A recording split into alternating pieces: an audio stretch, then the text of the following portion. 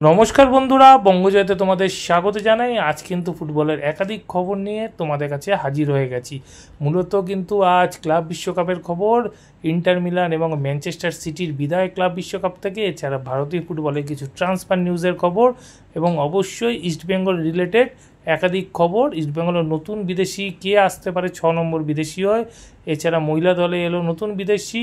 তো সব খবর তোমরা জানবে। তার আগে বলবো যে আমার চ্যানেল বঙ্গজয়কে তোমরা বেশি করে লাইক, শেয়ার আর কমেন্ট করো। আর চ্যানেলে যারা নতুন এসছো তারা অবশ্যই সাবস্ক্রাইব করে বেল বাটনটা অন করে দাও, যাতে ফুটবলের সব নোটিফিকেশান তোমরা রোজকার মতন পেতে থাকো। তো রোজকার মতন যদি প্রথমেই চলে আসি ক্লাব বিশ্বকাপ নিয়ে, তো ক্লাব বিশ্বকাপের কিন্তু বলা যায় একটা থ্রিলিং ম্যাচ দেখলো সবাই। আজ ভোরে কিন্তু ম্যানচেস্টার সিটি এবং আল হিলালের মধ্যে ম্যাচটি কিন্তু একটা 7 গোলের থ্রিলার ছিল। আর এই ম্যাচে কিন্তু আল হিলাল 4-3 গোলে হারিয়ে দিল ম্যানচেস্টার সিটিকে। ক্রিশ্চিয়ানো রোনাল্ডো কিন্তু কিছুদিন আগেই বলেছিল বিশ্বের সেরা 5 লিগের মধ্যে একটি লিগ হলো সৌদি প্রো লিগ, কিন্তু অনেক মানুষ কিন্তু হাসাহাসি করেছিল সেই কথা শুনে। কিন্তু ভুল যে বলেনি ক্রিশ্চিয়ানো রোনাল্ডো, সেটা কিন্তু আরও একবার প্রমাণিত। এশিয়ার অন্যতম সেরা দল এবং Saudi pro league champion Al Hilal কিন্তু 4-3 গোলে হারিয়ে দিল ম্যানচেস্টার সিটিকে। কিন্তু ম্যানচেস্টার সিটি এই ম্যাচে কিন্তু দুরন্ত শুরু করে, খেলার 9 মিনিটে বার্নার্ডো সিলভার গোলে কিন্তু এগিয়ে যায় ম্যানচেস্টার সিটি। প্রথম অর্ধে অ্যাডভান্টেজ পজিশন নিয়ে মাঠ ছাড়ে ম্যানচেস্টার সিটি। এরপর কিন্তু দ্বিতীয়ার্ধে খেলার শুরুতেই ব্রাজিলিয়ান ফুটবলার লিওনার্দো কিন্তু গোল করে সমতায় পেরায় আল হিলালকে। এর কিছুক্ষণ পরই কিন্তু 52 মিনিটের মাথায় আরেক ব্রাজিলিয়ান ম্যালকম গোল করে এগিয়ে দেয় আল হিলালকে। এবং ম্যাচের 55 মিনিটে ম্যানচেস্টার সিটির আর্লিং হল্যান্ড কিন্তু গোল করে সমতায় ফেরায় ম্যানচেস্টার সিটিকে। এবং দুর্দান্ত কিন্তু একটা ম্যাচ তখন থেকেই শুরু হয়ে যায়। এরপর ম্যাচ এক্সট্রা টাইমে গেলে ম্যাচের কিন্তু 94 মিনিটের মাথায় কোলবেলি কিন্তু গোল করে আবার এগিয়ে দেয় আল হিলালকে। কিন্তু 104 মিনিটে পরিবর্তিত ফুটবলার হিসেবে ফোডেন মাঠে এসে কিন্তু গোল শোধ করে 3-3 করে ম্যাচ জমিয়ে দেয় ম্যানচেস্টার সিটির পক্ষে। কিন্তু শেষ রক্ষার ম্যানচেস্টার সিটি করতে পারেনি।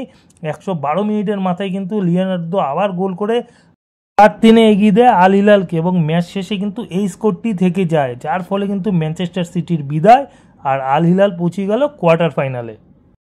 অন্য প্রি কোয়ার্টার ফাইনাল ম্যাচে কিন্তু থিয়াগো সিলভার নেতৃত্বাধীন ব্রাজিলের দল ফ্লুমিনেজে কিন্তু হারিয়ে দিল ইউরোপিয়ান রানার্স ইন্টার মিলানকে 2-0 গোলে। একটা অসাধারণ ম্যাচ হয়। ম্যাচের শুরুতেই কিন্তু এগিয়ে যায় ফ্লুমিনেজে কানোর গোলে। এরপর কিন্তু দুপক্ষ আক্রমণ সারাতে থাকলেও কোনো পক্ষ গোল করতে পারেনি। এবং ম্যাচের একেবারে অন্তিম মুহূর্ত, মানে ম্যাচের সংযুক্ত সময় যখন চলছিল 93 মিনিট, ঠিক সেই সময় কিন্তু হারকিউলিস জয়সূচক গোলটি করে ফ্লুমিনেজের পক্ষে।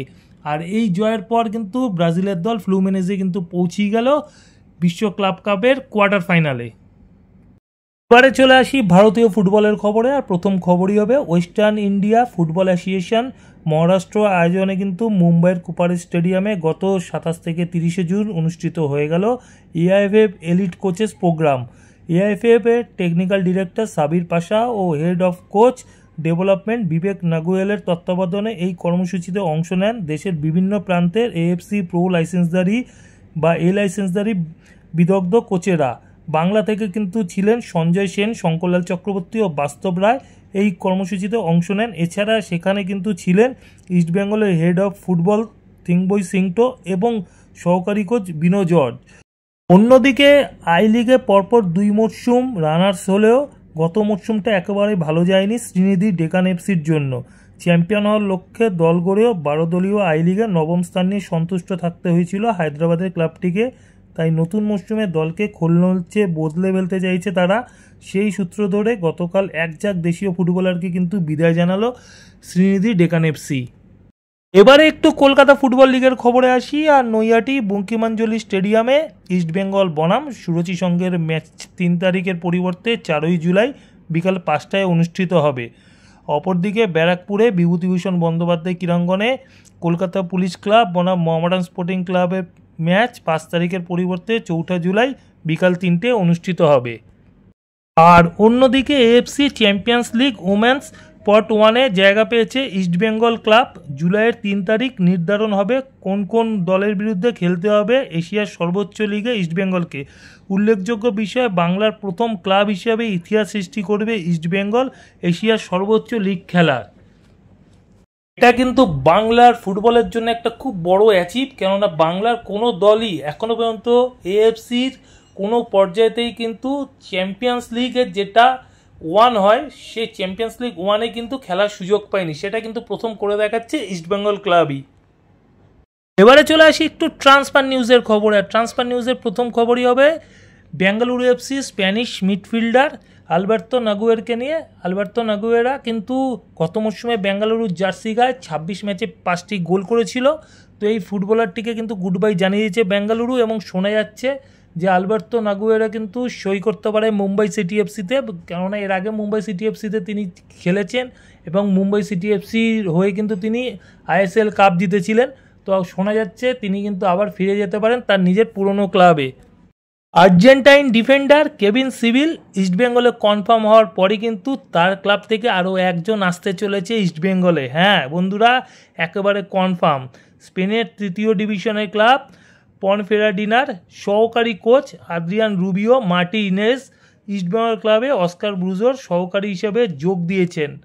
44 বছর বয়সী এই কোচ স্প্যানিশ 3rd টায়ারের আরেকটি ক্লাব সিডি লুগোরতেও কিন্তু সহকারী কোচ হিসেবে কাজ করেছেন এর আগে। তো সেই জায়গা থেকে বলা যায় যে কোনো দলে কিন্তু পূর্ণভাবে তিনি কোচিং করাননি, কিন্তু অ্যাসিস্ট্যান্ট কোচ ছিলেন। তো এবারে কিন্তু ইস্টবেঙ্গলে অ্যাসিস্ট্যান্ট কোচ হয়ে আসছেন এই অ্যাড্রিয়ান রুবিও মার্টিনেজ। তো তোমাদের প্রসঙ্গত বলে রাখি যে গত মরশুমে কিন্তু অস্কার ব্রুজোর কোনো বিদেশি অ্যাসিস্ট্যান্ট কোচ ছিলেন না, ছিল দেশীয় অ্যাসিস্ট্যান্ট কোচ। এবারে কিন্তু স্পেন থেকে আরও একজন আসছে ইস্টবেঙ্গলে অ্যাসিস্ট্যান্ট কোচ হয়ে। তো যাই হোক, ইস্টবেঙ্গল ক্লাবে কিন্তু অবশ্যই স্বাগত জানাই এই আদ্রিয়ানকে। তোমরা তো সবাই জেনে গেছো যে ইস্টবেঙ্গল মহিলা দলে একজন আফ্রিকান সিংহি এসছে। হ্যাঁ বন্ধুরা, একেবারে ঠিক কথা। ইস্টবেঙ্গলে কিন্তু যোগ দিলেন 29 বছরের উগান্ডা স্ট্রাইকার ফজিলা ইকাপুত। উইমেন্স চ্যাম্পিয়ন্স লিগের জন্য কিন্তু ইস্টবেঙ্গল তাকে নিজের দলে সই করিয়ে নিয়েছে। গত মরশুমে গোলের বন্যা বয়ে দিয়েছেন তিনি ভারতীয় ফুটবলে গোকুলাম কেরালার জার্সিতে। এবার কিন্তু লাল হলুদ জার্সিতে মাঠ মাতানোর পালা। আমরা যদি তার প্রিভিয়াস ডেগুলো দেখি ভারতীয় ফুটবলে, সেক্ষেত্রে কিন্তু আইডাব্লিউএলে 2023-24 মরশুমে 9টি ম্যাচে 13টি গোল করেছিলেন, এবং 2024-25 মরশুমে তিনি কিন্তু 13 ম্যাচে 24টি গোল করেছেন। তো বুঝতে পারছো যথেষ্ট গোল করতে দক্ষতা আছে এই মহিলা ফুটবলারের। তো ফাজিলাকে সই করেই কিন্তু ইস্টবেঙ্গল মহিলা দল কিন্তু নিজেদের আপফ্রন্টের শক্তি যথেষ্ট বাড়িয়ে নিলেও বলা যেতেই পারে। আর সবশেষে যদি আসি ইস্টবেঙ্গলের 6ষ্ঠ বিদেশিকে নিয়ে, তো 6ষ্ঠ বিদেশি নিয়ে কিন্তু এখনও কিছু চূড়ান্ত হয়নি ইস্টবেঙ্গলের, যেহেতু সাউল ক্রেসপো এখনও ইস্টবেঙ্গল ছাড়েনি। তো ইস্টবেঙ্গল কিন্তু সাউল ক্রেসপোকে ছাড়তে চাইলেও সাউল ক্রেসপো কিন্তু ইস্টবেঙ্গলকে ছাড়তে চাইছে না। আমি আগেই বলেছি, কেননা সাউল ক্রেসপোর সাথে ইস্টবেঙ্গলের যে চুক্তিটা আছে সেটা একটা বেশ মোটা টাকার অঙ্কের চুক্তি আছে। তো সেই জায়গা থেকে সাউল ক্রেসপো সেই কারণেই কিন্তু ছাড়তে চাইছেন ইস্টবেঙ্গল ক্লাব, তার চুক্তি কিন্তু লঙ্ঘন করতে চাইছে না। তো ইস্টবেঙ্গল কিন্তু তার জন্যে বাইরের ক্লাব এবং ভারতের ক্লাব একাধিক ক্লাবের সাথে কিন্তু যোগাযোগ করছে যদি তাকে লোনে কোনো ক্লাবে পাঠানো যায়, কিন্তু সেভাবে কেউ ইন্টারেস্ট দেখাচ্ছে না। মাঝখানে ইন্টারকাশির নাম শোনা গেল, ইন্টারকাশি কিন্তু সাউল ক্রেসপো চোট পাওয়ার প্রবণতার জন্য পিছিয়ে এসেছে বন্ধুরা। হ্যাঁ, এটা একেবারে সত্যি যে চোট পাওয়া প্রবণতা যেটা সাউল ক্রেসপোর আছে, সেই কারণে কিন্তু ইন্টারকাশিও সাউল ক্রেসপোকে এই মুহূর্তে সই করাতে চাইছে না।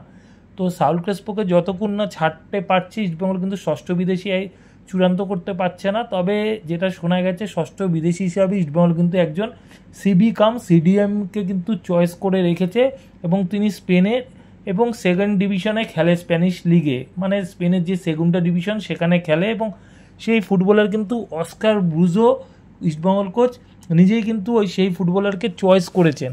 তো এখন দেখার বিষয় হচ্ছে এই ফুটবলারকে ইস্টবেঙ্গল আগামী দিনে সই করাতে পারে কি না। কথাবার্তা চূড়ান্ত জায়গায় গেলেও এখন সাউল ক্রেসপোর যে কাঁটাটা গলায় আটকে আছে ইস্টবেঙ্গলের, সেটাকে না গিলতে পারছে না ফেলতে পারছে।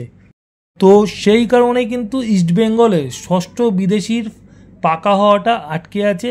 সাউল ক্রেসপোর ব্যাপারটা সলভ হয়ে গেলেই কিন্তু ইস্টবেঙ্গলের ষষ্ঠ বিদেশি কে হবে সেটা কিন্তু জানা যাবে। তো এখনকার মতন এই পর্যন্ত। নতুন খবর নিয়ে হাজির হবো তোমাদের কাছে পরের ভিডিওতে। যাওয়ার আগে শুধু একটাই কথা বলবো, আগের ভিডিও যারা মিস করে গেছো তাদের জন্য ডেসক্রিপশন বক্সে আগের ভিডিওর লিঙ্ক দেওয়া থাকবে, তোমরা লিঙ্ক ক্লিক করে সেই ভিডিও দেখে নিতে পারো। এখনকার মতন গুড বাই।